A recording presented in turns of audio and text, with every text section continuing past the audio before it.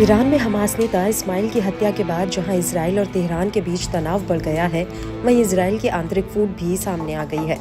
प्रधानमंत्री Benjamin Netanyahu के रक्षा मंत्री के बयान ने पूरी दुनिया में हलचल मचा दी है। इजराइल के प्रधानमंत्री बेंजामिन नेतन्याहू और उनके रक्षा मंत्री योआव गैलेंट के बीच सोमवार को एक तीखी नोकझोंक हुई। इस घटना ने इजराइल सरकार के भीतर गहरे आंतरिक विभाजन को उजागर कर दिया है। गाजा में चल रहे युद्ध के कारण ये तनाव और बढ़ गया है, क्योंकि इस संघर्ष के एक बड़े क्षेत्रीय युद्ध में बदल जाने का खतरा है। इस विवाद की शुरुआत तब हुई जब इजराइल की मीडिया में ये खबर आई कि रक्षा मंत्री गैलेंट ने गाजा में इस्लामवादी आंदोलन हमास के खिलाफ प्रधानमंत्री नेतन्याहू की पूर्ण विजय की योजना को बकवास बता दिया।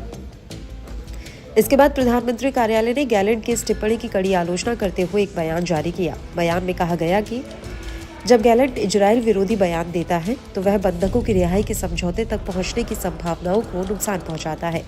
इजराइल सरकार का युद्ध लक्ष्य पूर्ण विजय है, जिसे हमास का सफाया और 7 अक्टूबर को हमास के आतंकियों द्वारा पकड़े गए बंधकों की रिहाई शामिल है। ये लक्ष्य प्रधानमंत्री नेतन्याहू और सुरक्षा कैबिनेट का स्पष्ट निर्देश है और इसे गैलेंट सहित सभी को मानना होगा। गैलेंट बंधक समझौते पर पहुंचने की संभावनाओं को नुकसान पहुंचा रहे हैं।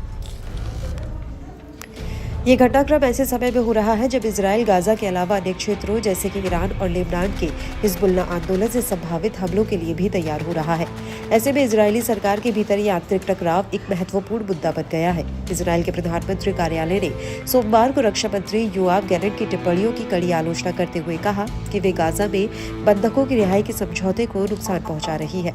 ये बयान उस वक्त आया जब गैलेंट ने प्रधानमंत्री बेंजामिन नेतन्याहू की गाजा में हमास के खिलाफ पूर्ण विजय की योजना को बकवास बताया था। प्रधानमंत्री कार्यालय ने गैलेंट की इस टिप्पणी को इजराइल विरोधी करार दिया और कहा कि इससे बंधकों की रिहाई पर चल रही वार्ता की संभावनाएं कमजोर हो रही हैं। बयान में स्पष्ट किया गया कि इजराइल का युद्ध लक्ष्य हमास का सफाया और बंधकों की रिहाई है और ये गैलेंट सहित सभी पर लागू होता है। वहीं इजराइल के रक्षा मंत्री गैलेंट ने अमेरिकी रक्षा मंत्री लॉयड ऑस्टिन से बातचीत के दौरान ईरान की ओर से संभावित बड़े सैन्य हमले की तैयारी की जानकारी दी। इसके जवाब में अमेरिका ने अपनी मिसाइल पनडुब्बी और विमान वाहक पोत को पश्चिम एशिया में भेजने का आदेश दिया है, जिससे क्षेत्र में तनाव बढ़ गया है। फ्रांस, जर्मनी और ब्रिटेन ने सोमवार को एक संयुक्त बयान जारी कर गाजा में युद्ध विराम और हमास द्वारा बंधकों की रिहाई के लिए नए प्रयासों का समर्थन किया है। इन देशों ने कहा कि लड़ाई को अब समाप्त होना चाहिए और गाजा के लोगों के लिए मानवीय सहायता की तुरंत और निर्बाध आपूर्ति की जानी चाहिए। उधर ईरान और हिजबुल्लाह के संभावित हमलों को देखते हुए इजरायली वायुसेना ने अपने कर्मियों की विदेश यात्रा निलंबित कर दी है। वहीं वेटिकन ने ईरान से पश्चिमी एशिया में संघर्ष को बढ़ावा देने से हर तरह से दूर रहने का आह्वान किया है। इस बीच इजरायली सेना ने सोमवार को दक्षिणी गाजा के खान यूनिस पर हमला तेज कर दिया। इसमें 18 लोग मारे गए और कई अन्य घायल हुए। गाजा के जिटौन में 5 और रफा में 2 लोग मारे गए। इजरायली चेतावनी के बाद खान यूनिस से लोगों का पलायन जारी है।